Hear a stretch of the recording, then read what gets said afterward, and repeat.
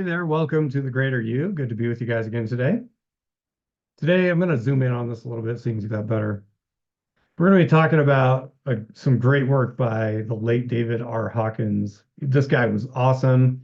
He wrote a lot of books on letting go, and something that us life coaches and people that work on emotional clearing really like to reference his work. And I wanted to show one of his diagrams here. Really, the thing I want you to focus on is this left side of the diagram. I'm going to zoom in even more. This left side over here. The topic today that we're discussing is fear versus love. So there's a lot of motivating emotions out there, and you can see on this list here that he has listed on kind of this funnel version of kind of looking at emotions. You know, something like anger motivates people sometimes to yell. Stress can motivate us to get a project done, right? Desire can motivate us to do a lot of things. Fear, if you're feeling afraid, you're going to try and, our fight or flight can kick in. Sometimes we freeze, but it also can be highly motivating to get out of harm's way. Guilt and shame sometimes be motivating in kind of a really dark, negative way. Apathy, pretty demotivating. Generally speaking, though, like there's what my experience with fear versus love as far as motivators go, stuff below probably this level here, that 175, that pride level, the emotions below that have a tendency to have a short shelf life of motivation. And then they come with tons of consequences. If I'm letting fear of not being perfect, fear of not doing well, fear of not being enough motivate my interactions in my relationships, the things I'm doing at work, man, I'm gonna burn out. That bottom side of that uh, funnel or what diagram, that suffering survival zone, wow, doesn't have a long-term staying power. Think about like even the hormonal thing, like cortisol gets released when we're in a stress thing, and that's supposed to give us like a short burst of energy, short burst in immune system functioning. But if we're constantly in a state of fear, then you start getting all these negative side effects of elevated cortisol levels, right? Belly fat forms faster. Our metabolism can be affected negatively. We're more prone to anxiety, stress, worry. So love, we look at that top half. Is it a motivator? In my experience, it is the most profound motivator that has staying power. How do we get love to be our motivator? So acceptance, I feel like this level up here, there's some sort of gate you walk through, like mentally or emotionally, when we branch ourselves into accepting life on life's terms, accepting ourselves for who we are.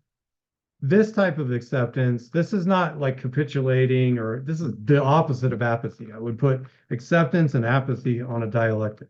Um, Apathy being kind of a numbness that occurs when we're stuck in a state of fear too long and we kind of burn out. That's where burnout really occurs, is in that apathetic place.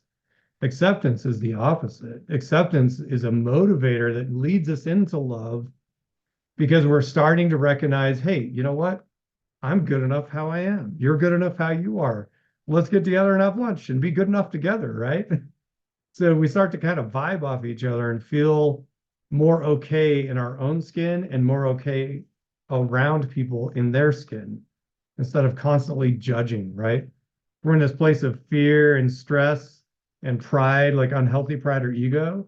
We tend to judge ourselves and therefore judge others, right? So acceptance feels like the gate you walk through. Acceptance is a choice. It takes practice to get there. Our coaches can really help you with that. We work with this on almost everybody that we work with in coaching. At some point, you're going to be discussing acceptance and how to build it.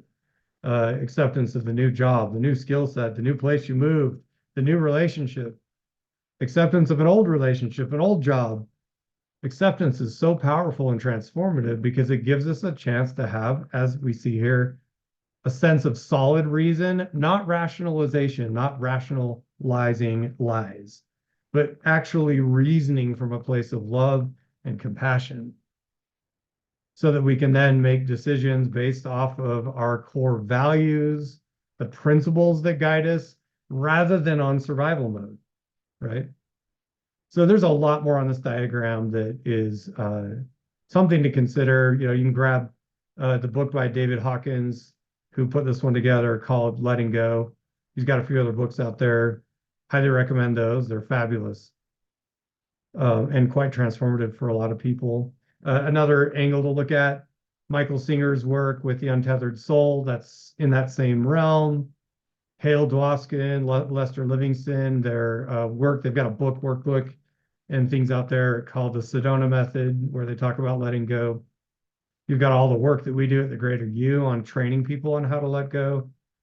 Letting go of fear, letting go of stress, letting go of anger naturally moves you up into that neutral state, which then can open the door through letting go further to be accepting of ourselves and others, which then opens the door for true compassion and love to grow within us.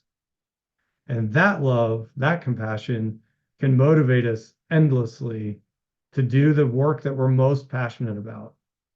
I am here for you. The reason that this YouTube video is reaching you on these airwaves is because of my love of mankind. It is not because of fear.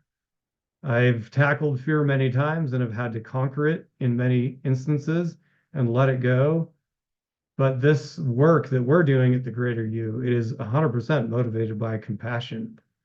We have found that teaching people to let go, teaching people to live from a place of value and principle, it gives them a compass. That's why our logo has a compass in it, the Greater U, because we want people to find their true north and to have that love-based compassion guiding them towards leading their best life, having the kind of career that they really want, the kind of relationships that they really want, and manifesting those things by taking action based on compassion. Okay, so that's it for today. Like this video if you liked it. Little thought there on love versus fear and the different motivators out there. If you need some help with that letting go process, we are here for you, and we'll talk to you soon.